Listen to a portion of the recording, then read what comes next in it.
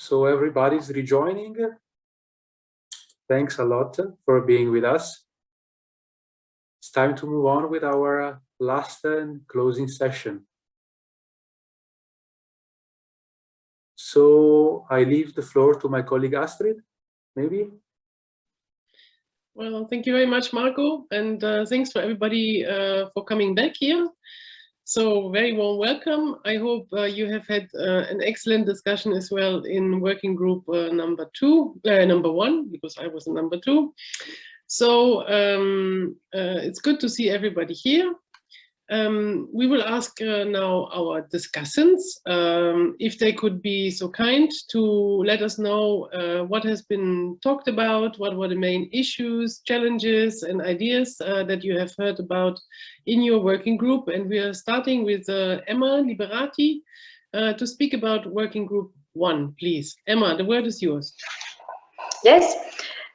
So the working group 1, we talked about the ecosystem services and river restoration, the link between the two. And we had 3 presentations. The first one was about the link between the traditional fishing, conservation of the environment in the Comagio Lagoon in Italy. And definitely the main point is definitely the involvement of all the stakeholders, as well as the conservation of the river, because it's all the economy is based in the Comagio Lagoon around the conservation of the river. And so there is a part of incomes generated by fishing, which are reinvested in the conservation of the river. And it permits to allow fishing and also to protect endangered species such as eel. So that definitely an excellent practice we can discover first.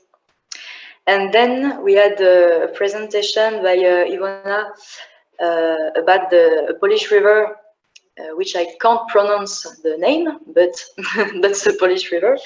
And it's a project in a very urban area with a lot of pollutions, difficulty to manage with stormwater in particular. And she presents us the natural-based solutions they set up on this river. So the solutions consist in constructed wetlands and ponds to treat at the source all this pollution due to rain, especially. And at the same time, then they did a natural-based solution, they also plan to restore the river, which are 2 different ways to work on the river, because a natural-based solution is not river restoration. It's such as here, it's a pond in which we use the power of plants for treating the water, but it's not the same as restoring a river. So I think that's a good example of the compromise we can do in a very urban area when we can't restore a river, I mean entirely, but we have to make solutions to treat the pollution at the source. And then we talked about, we had a presentation on the Dee River. So it's in the UK, a big project of a river restoration, the Dee River. And particularly the restoration plan consists in removing barriers, and that's a priority which is identified to improve the conservation, to improve the quality of the river.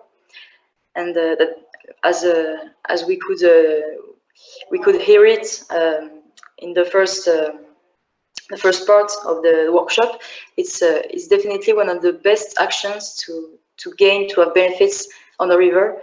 And this example is definitely a very ambitious restoration plan. I think there were 13 barriers which are planned to be removed on the same territory. And when it was not possible, they planned to install fish passes or other technicals, but which are not as much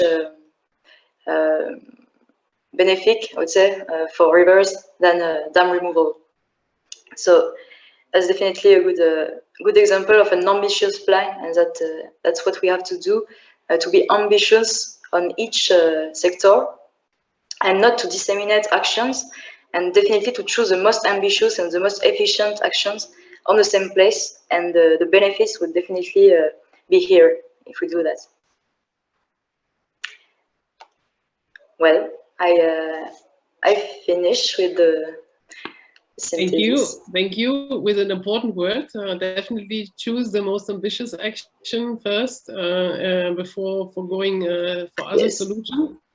And I also think it was very nice to hear that you had different approaches for different rivers, I would say, in an urban setting, maybe also outside an urban setting. The combination also with some cultural aspects. So I think that is a very interesting and very rich experience that you have also been able to share in this working group.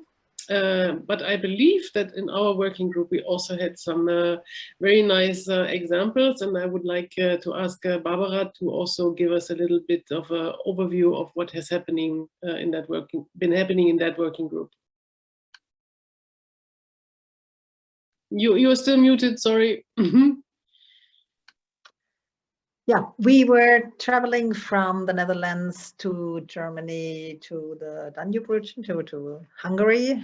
And we have listened to various projects that actually showed how the making rivers accessible, developing river banks, and daylighting rivers can also contribute to the economy, and also give more access for people to enjoy the benefits of rivers.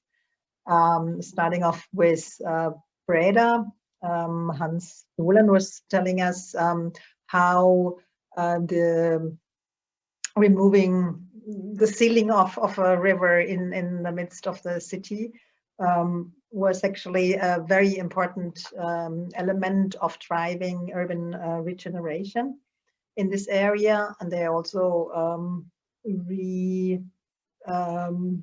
reconstructed a part of an urban harbor.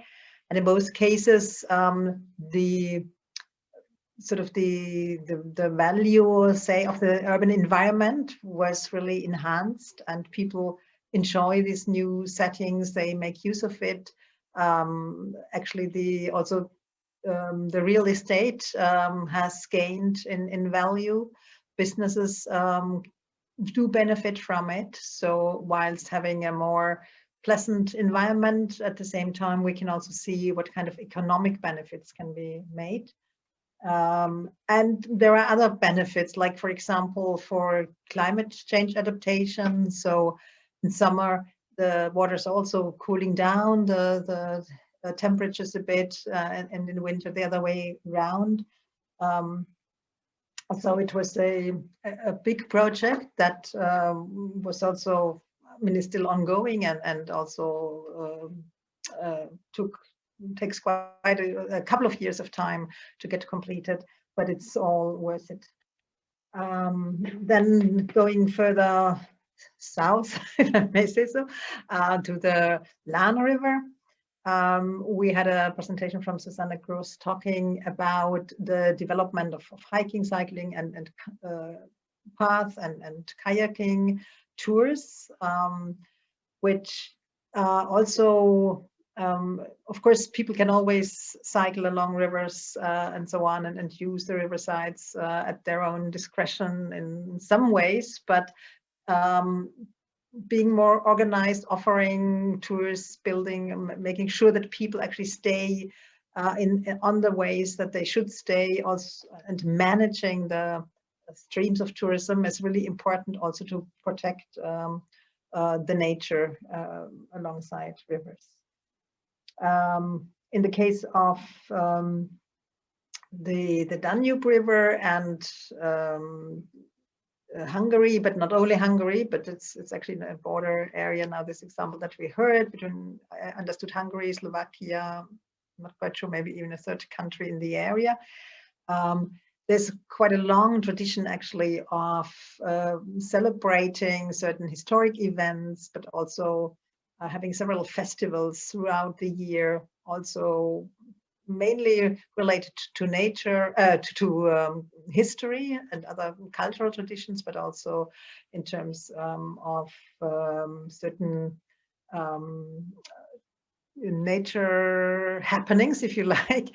For example, there's a big gathering of geese at some point of the year when these birds are sort of landing, resting in the area before they are moving on to Africa.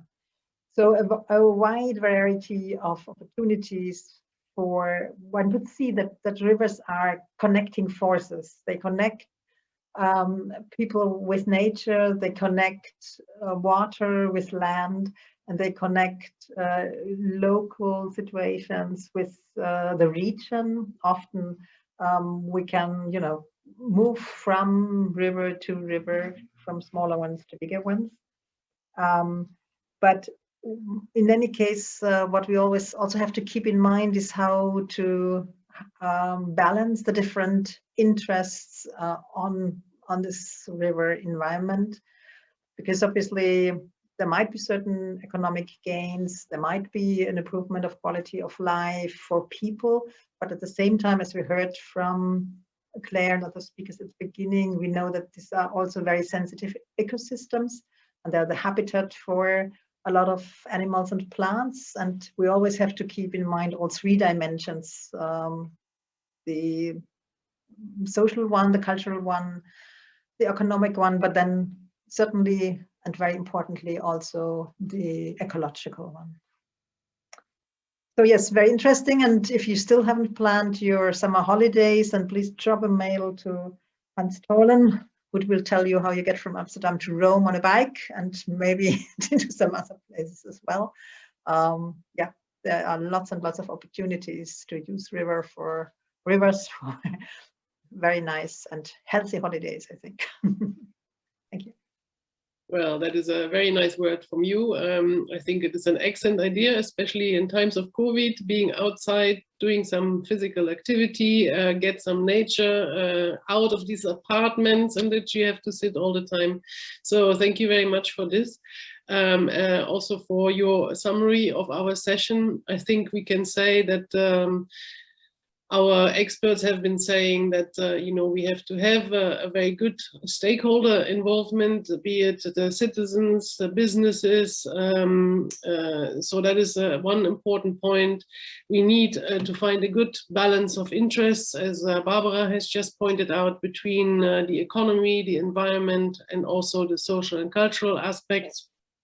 And we can take into account how well rivers are connecting water and land, how they're connecting different regions and even countries, as we have been seeing, and how do we have to organize this collaboration, and how they're also important for connecting people to nature.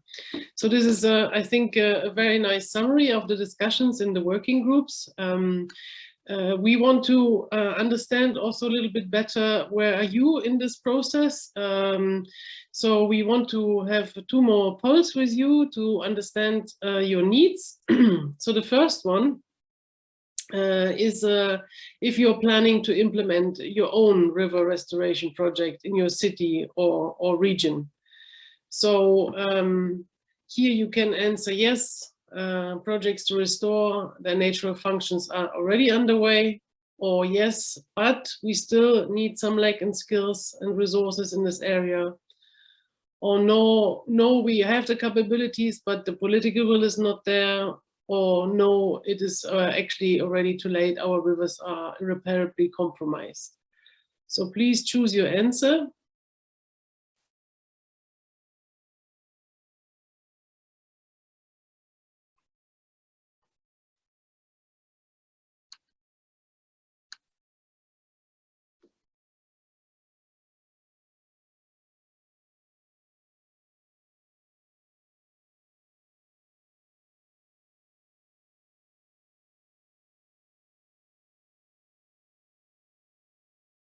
So let's see. Wow, so this is a very impressive result. I think we have already many projects underway. More than half of you have said so. And almost 30% say yes, they're planning, but they still need some resources and some skills. And nobody has an irreparable situation, which is, I think, the best news of this poll. So we can still do something.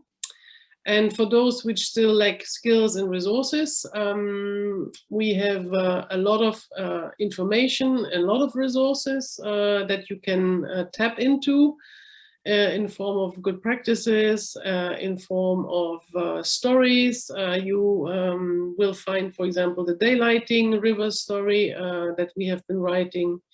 Everything is in the chat, but also I've posted my email address in the chat, so you can contact us if you want to have a specific service where you can get access to these services of the policy learning platform and tap into other people's skills and resources. So don't hesitate, it's very easy, just get in contact. So our last poll is a poll where you have multiple choice answers possible. And here we're asking you what are the main reasons for restoring the natural functions of your rivers.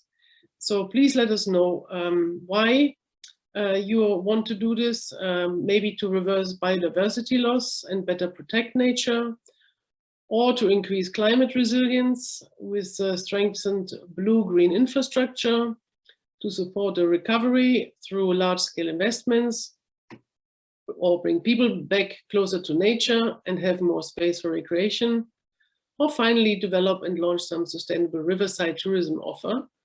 And as I said, it can be all of those or maybe only some of these points. So please let us know. What are your main motivators?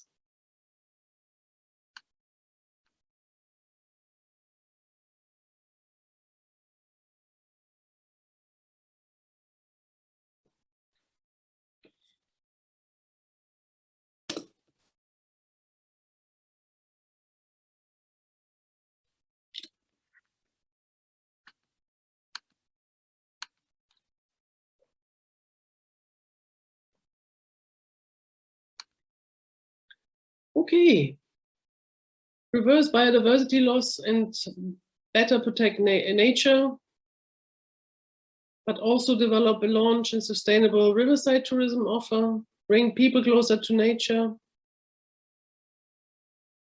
Well, I think most of these objectives have been mentioned now, so it's a combination, which is actually quite good because you can balance out these interests, as we have been saying before. That's an important point. Well, thank you very much for participating in these polls. It's very interesting for us to know. And we have now also a very interesting speech in front of us from Mate Tas from the European Commission, DG Regio, which is giving us some insight on the financial support for rivers as drivers of sustainable regional development and what is possible under the structural and investment funds. Well, please, the word is yours. Let's see if you can share your presentation, please. Yes, good afternoon, everyone. And I'm very glad to be here with you and to share with you the European perspective when it comes to investments related to rivers. I'm indeed sharing my presentation with you right now. Please tell me if you can see it correctly without anything shaded out. Now it's good. Yes, thank you. Good. Yeah, I'm trying to do that. I'm going to the top. Yes, here we are. So I have to start off, obviously, with the European Green Deal, which is the overall strategic framework for all EU intervention in this decade. And as you know very well, the European Green Deal is the new growth strategy of the EU.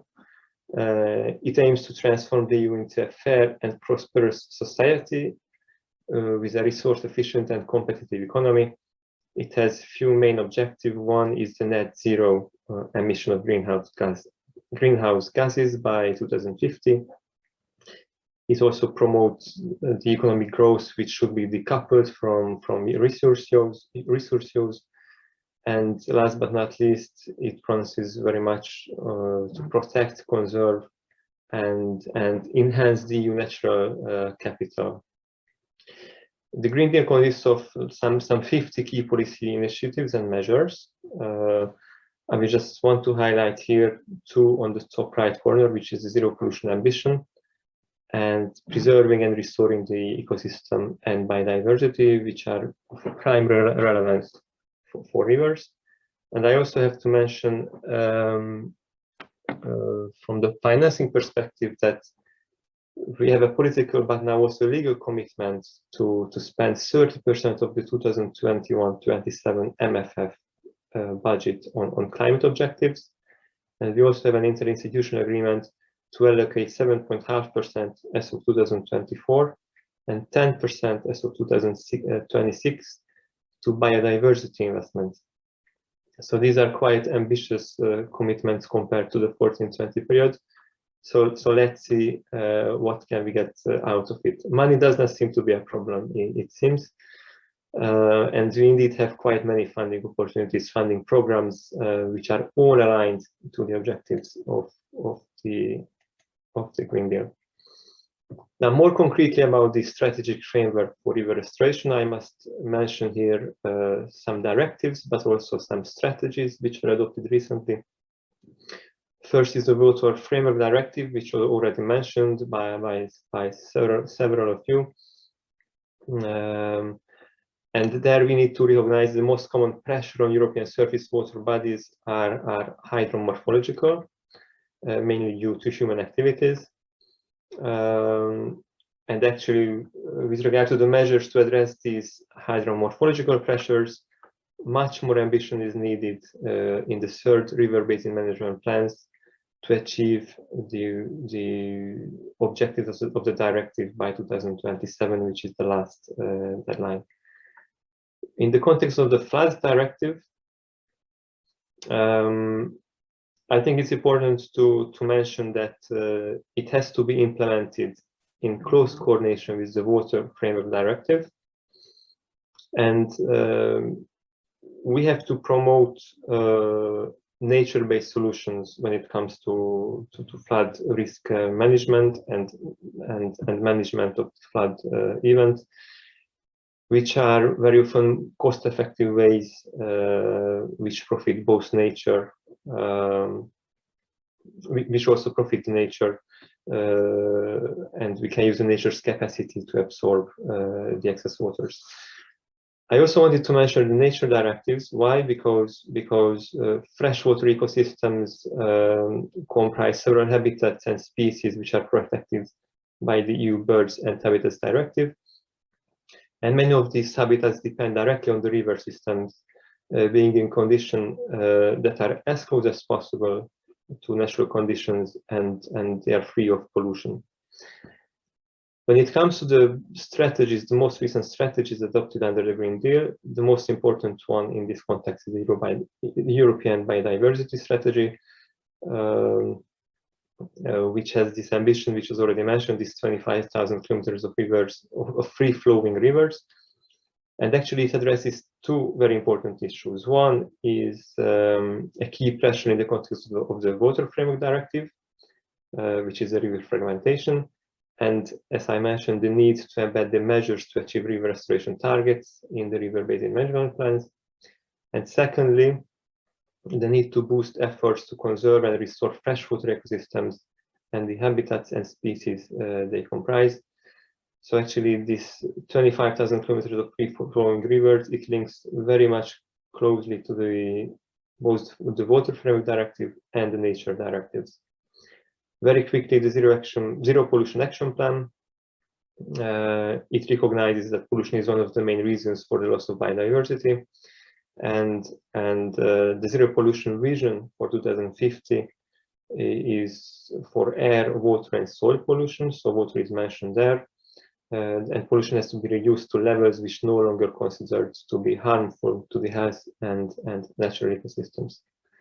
And lastly, we have the EU strategy on adaptation to climate change, which mentions that we need to promote solutions which work with nature rather than against it.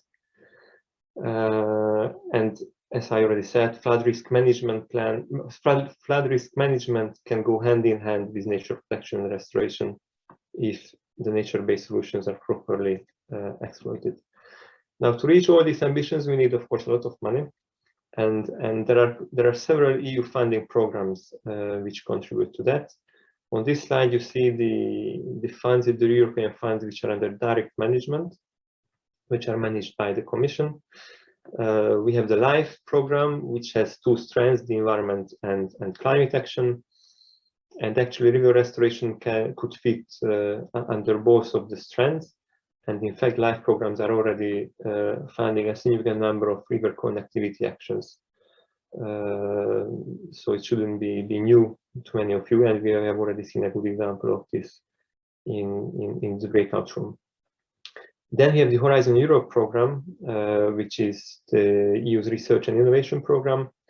The first strategic plan for 2021-24 was recently adopted. And one of the four strategic orientations is the restoring Europe's ecosystems and biodiversity and managing sustainable natural resources, which is a very good source for river restoration innovation projects. Lastly, the InvestEU fund, which provides bank guarantees. It has four windows. One of them is the sustainable infrastructure window. This has the largest budget, actually. And under this window, particular attention will be focused on actions to help to comply with the Water Framework Directive and the Floods Directive. And also in the areas of enhancement and restoration of ecosystems and their services, and the promotion of nature-based solutions. So it could be very much relevant for river restoration and the investments related to rivers. When it comes to the shared management funds, these are programs which are adopted for 7 years and then managed and implemented by the member states. There, of course, we have to mention the cohesion policy funds, which I will be speaking a little bit more in detail. We have the European Agricultural Fund for Rural Development, which includes 6 priorities, which also include restoration, preservation, and enhancing ecosystems. And then we have the Fisheries Fund, which is a new name,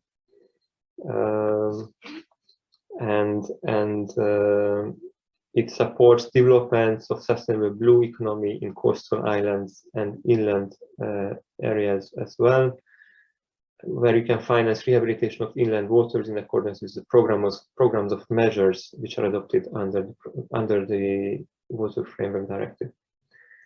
Now, more in detail a little bit about cohesion policy funding in the next, actually already present programming period, the 2021-27 programming period. Cohesion policy is the main investment policy of the EU. It promotes a place-based approach and it provides support to specific territorial development needs. And actually, green infrastructure is specifically highlighted in the regulation as a priority investment for cohesion policy. And as such, cohesion policy will contribute to the deployment of green infrastructure at a wider scale. And it will also promote the application of nature-based solutions. When it comes to investments related to rivers, I would like to highlight Policy Objective 2 and Policy Objective 5. I hope these are not new to you. I suppose you know very well the new framework of cohesion policy investments for 21-27. Policy Objective 2 provides funding directly to green investments, whereas Policy Objective 5 is more about the type of implementation. This supports territorial integrated strategies and their implementation also in urban areas. Under policy objective 2, we have a specific objective which is explicitly dedicated to biodiversity, which is also pronounced by you as one of the major needs when it comes to river restoration. And this includes several actions which could be relevant. What is important to retain here again is that we are promoting and recommending the use of nature-based solutions. Now, beyond this specific objective 2.7, there are multiple other entry points where the cohesion policy legal framework promotes and allows investments related to rivers. I'm not going to read out all of this, but these include types of measures which you have already showed us through the examples that you've presented. And you will see that actually there are quite many entry points when it comes to investments into rivers. What I didn't mention so far is the tourism sector, which can be financed under policy objective 1. It's much more, the sector itself is not pronounced, but we have to understand it, or it's a bit hidden behind SME support, competitiveness for growth and jobs of SMEs. And there I think the tourism sector comes to play, especially when it comes to rivers. And I have to mention also policy objective 5, which can include sustainable investments in tourism and culture sector in the local scale, primarily in urban areas. And this can be important local assets to boost local development and territorial cohesion. We have seen many interesting examples so far. I wanted to show you this one, which is a project from the Ruhr agglomeration. And why is it interesting? Because it applies a strategic approach to river restoration. This project had a very strong river restoration element, which was complemented by converting a very large area, a regional park, into a landscape park. And it's benefited from sequential funding from ERDF, but also from our other EU resources. And it provided multiple benefits in terms of impacts. We can mention 500 million visitors a year to this park, but also 1,400 jobs, direct jobs created as a result of the investment. So actually, what do we expect from the 2021-27 programs? We expect a very strong strategic vision, a vision for a sustainable future, and a vision to formulate pathways for long-term transitions, the famous green transition, which is one of the headline ambitions of the Commission. We need a strong and proactive governance to manage this. We need to have ownership and commitment, both at political, but also at the local citizens level to achieve success. We are very much promoting support into innovation and its deployment, in the large scale, which we believe should accelerate the phase out of unsustainable practices. And we have to be mindful to invest in activities which have a long-term impact, which go beyond 2027. This should contribute to the long-term transition what we are looking for. The territorial approach of cohesion policy is strengthened even more. We also have the urban approach of cohesion policy, the urban dimension, which has a dedicated funding. It requires integrated special planning and development strategies with the involvement of all local stakeholders to have buy-in and commitment from all relevant partners. We have recently published a toolkit, the sustainability toolkit, which we hope that will help programming authorities, but also public authorities implementing cohesion policy projects and programs to look for ways how sustainability considerations can be mainstreamed in programming and implementation.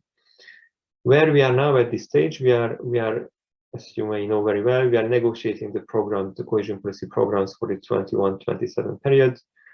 What we expect is a strong partnership in the member states. Again, involvement of the relevant stakeholders, both the sectoral but also the local, the territorial stakeholders, so that we really find those development needs which are the most needed at local level.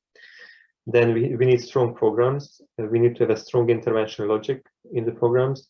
We need to have clear objectives, what the programs would like to achieve with the use of cohesion policy funding. We need to have clear types of actions to be described. How are they going to contribute to those objectives? And we also need to have strong commitment in terms of outputs and results. And last but not least, we need to successfully implement those programs to reach success. And we need awareness raising and cooperation, and also cooperation between national and regional actors, so that we can build up a good project pipeline which can contribute to achieving the high level objectives of the Green Deal, but also the objectives of the programs that were formulated by the member states. And before closing the presentation, just 1 minute, yes, please. I just wanted to reflect here or show you two documents which would be very helpful for you in terms of programming, but also implementation, how green and blue infrastructure can be used, and how ecosystem services and nature-based solutions can be considered in decision making. So with you, I would like to thank you for your attention, and I would be happy to address any question what you may have. Thank you very much for this comprehensive presentation. I think you have been showing us financial resources for all the different needs that can come up with relation to sustainable river tourism, river restoration, including even some research that has to be done, implementation, ERDF, cohesion funding. So I think there is a good mix of financing sources that you can tap into, and it would be a shame not to use them to the fullest, which also has happened in the past. So I think you might have some questions. Raise your hand if you have.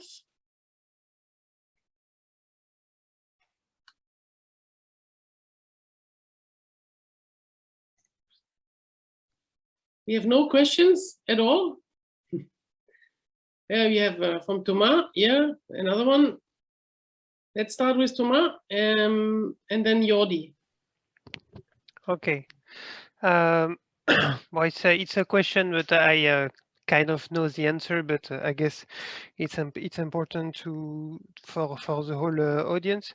I just wanted to ask a very simple question, but a very rhetorical question, which is where is tourism?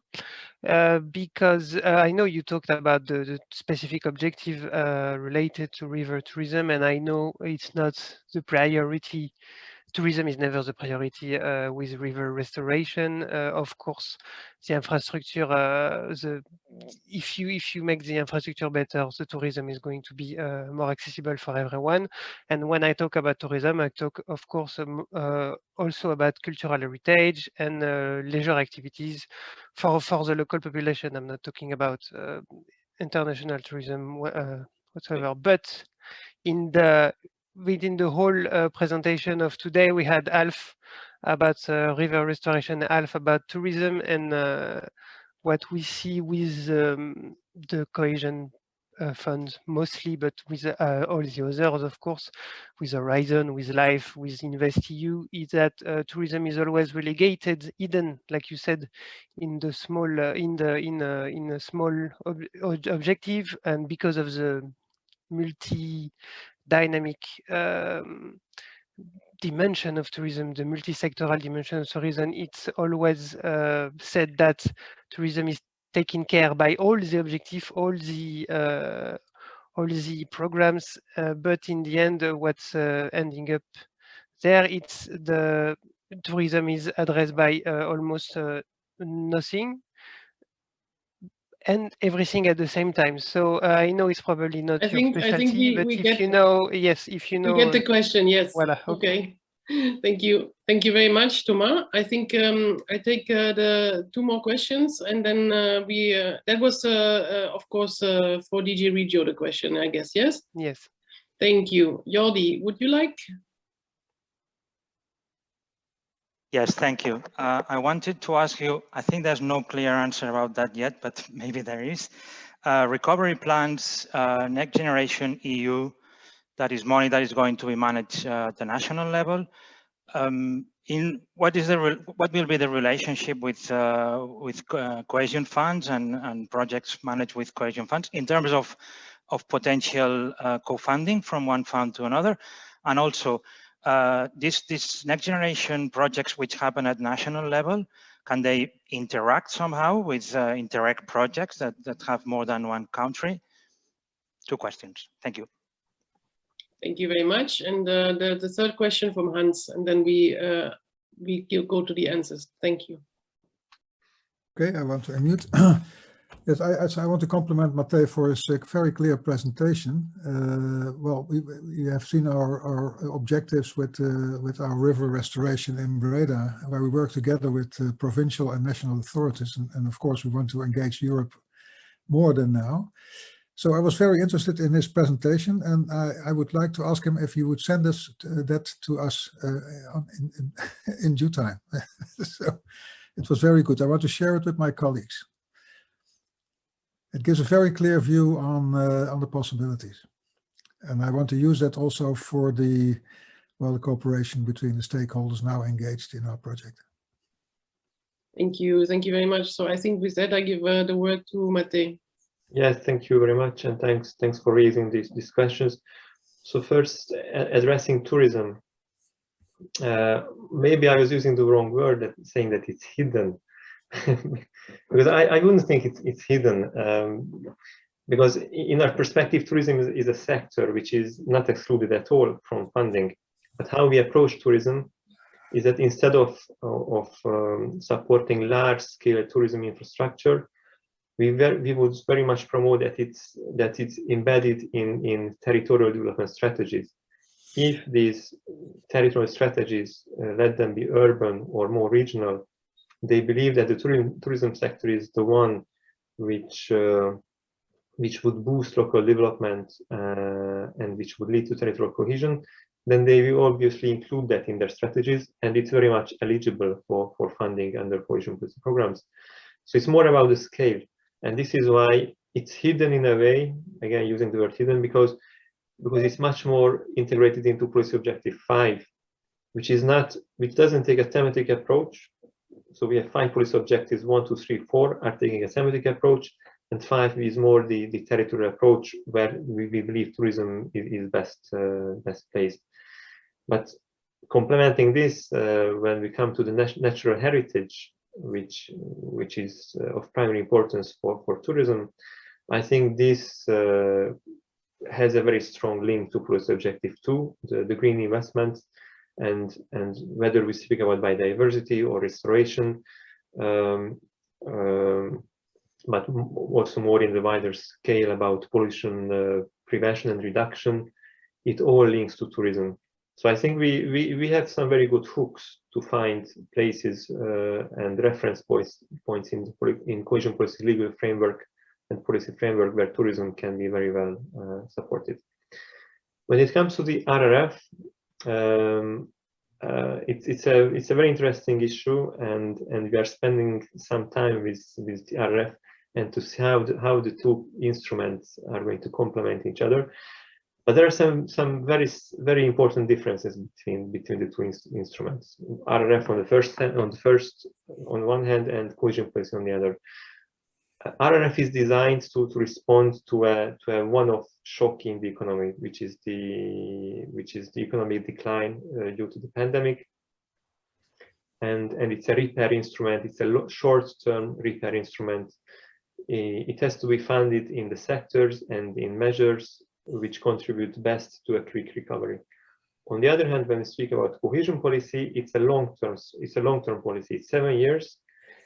And it has a very strong aspect on governance because of promoting the partnership principle strongly, which is actually also applies for the RRF, for the Recovery and Resilience Facility programs. But when it comes to cohesion policy, the regional partners are also much more involved in implementing these programs. As I already mentioned, we have the urban earmarking, 8% of the budget from the RDF, which requires that the territorial partners are involved in project selection. So I think that highlights that the governance model of cohesion policy is much more territorial and regionalized than that of the RRF. Co-funding of one fund co-funding the other doesn't work. So in this context, these are two separate instruments, and they have to fund separate investments. So we cannot blend RRF with cohesion policy funding. The RRF is indeed taking a national approach. These are national programs. So I think the interregional element is not there. But I think it's not forbidden that synergies with territories across the borders are exploited. I'm just not aware sufficiently about the governance framework of the RRF, of the RRPs, sorry, these recovery and resilience plans, whether involvement of partners across borders is a requirement or is it an option at all. So what I would say is not excluded, but I would say that I would be surprised if these national programs include a lot of measures which would be of cross-border interest. I think that is much better to use the traditional ETC programs and to rely on that, which already led to establishing very good partnerships across the borders.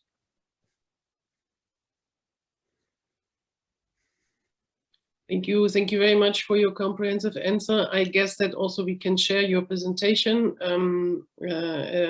I hope. What we usually do is, thank you. What we usually do is we will make a follow-up article which is distributed to all the participants, and this should be available in very short time. So you should have it very soon. So more questions. Thomas, you still have a burning question, or is your hand just still raised? Okay. No, sorry. It's my hand. Is your hand? Yes, I'm. Very good. So more questions. Don't hesitate. Use your opportunity that we have very good experts here. You can ask, of course, the European Commission, but also the other experts that have been speaking here today, discussing here today.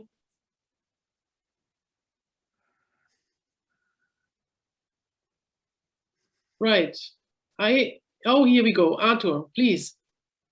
Yeah, thanks for all the presentations. This is very interesting. Now I have a question. Being a small municipality and experienced in this field, the recommendation that you give us to assemble these different programs to make a project about the river, because Interreg can finance something, but we can use other type of programs also to develop a systemic project about the rivers. So which recommendations, how to prepare this, how to plan a wider project and to define better which slots we can put the some activities to try to obtain the funds.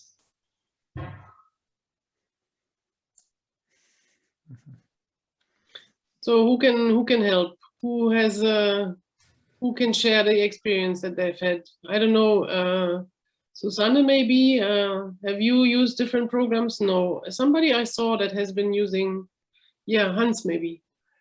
Well, well, I think, well, the main thing is to create your ambition and to describe it as good as possible, and to also do some design research. That's important. So I think that the target is more important than the finance in the beginning, and slowly it gets to finance, because you have to be there must be temptation in your plans, because you have to convince a lot of stakeholders. Like I explained, we had to explain to the entrepreneurs in our city that it is profitable for them that a parking garage disappeared for the return of the river. Well, that takes time. It took me a lot of conversations during the night in pubs in Breda to convince them. But also other groups, the heritage organizations, but also event organizers. I think there are always people who reflect on the history and the heritage of the city. To engage them, you slowly engage the political parties in your city and region, and to give tentative presentations, because there's not enough money to do it, never. But you create the money by convincing people that it's a profit on the long term, either for nature, either for economy, either for ecology, either for culture. And you have the public investments are large, of course, but you can say that, with €1 of public money, you can attract 20 euros of private money. So that also creates deployment, that creates new energy in your city. And the cost goes before the benefit. That's also a little bit to be learned. And I think you have to convince your politicians that that is important. And well, the cooperation, what Matej also said, it is important to make a link between the local interests and the regional and the national interests of what you are doing as much as possible. The whole water system is complex. It's never a local thing. It's always a regional thing. So if you can connect parties with water, then it goes better. Well, thank you very much, Hans. I think that is long-term experience from working with European funding, that what you have to know is what you want to do. You have to have a strategy. You need to know where you want to go. You need to know your objectives. And once you have defined that also together with your stakeholders, then you will be able to find the right funding sources for these things. I think that is at least what I've learned in over 30 years here. Yeah, I think that was a good tip. So if I don't see any more questions, then I would attempt to conclude this workshop. I think we have had an enormous amount of knowledge being shared today. It was very, very interesting. The targets are very high at European level with regard to biodiversity, with regard to river restoration, with regard to climate change. And we're talking about rivers that will play an extremely important role in all of this. So I'm really happy to see that we have all these great examples and all these people that are working in this area. So this is really excellent. I would like to thank our speakers that have been sharing their experience with us. I would like to thank especially our two discussants as well that have been helping to summarize everything, to steer the discussion and also share their experiences. That was really excellent. So thank you very much. I'd like to thank my colleagues for making sure all the technical setup and the breakout rooms in and out and so on work well. I would like to draw your attention to the fact that next week we will have a webinar on marine litter and plastic pollution that is taking place on the 3rd of June within the framework of the Green Week, and my colleagues will be so kind to also mention that in the chat. And finally, please be so kind to share your opinion about this event with us. We have also in the chat already a survey mentioned. So you can not only say if you liked it or you didn't like it, you can also say what else you would like to discuss in the future. So that is a good opportunity also to organize some other interesting events. And last but not least, don't hesitate to get in contact with us if you need help, support, or any other resources. And with this, I would like to say thank you to Margot, thank you to Elena. I would like to say goodbye to everyone and see you hopefully next time. Thank you, everybody. I just want to join Astrid in thanking you. It was a pleasure. It was a really, really enjoying moment this afternoon. And also, I would like to invite the people who asked for the online policy advice to remain with us, because we will start with that at 5. And so we will need to have you still online. Thank you very much.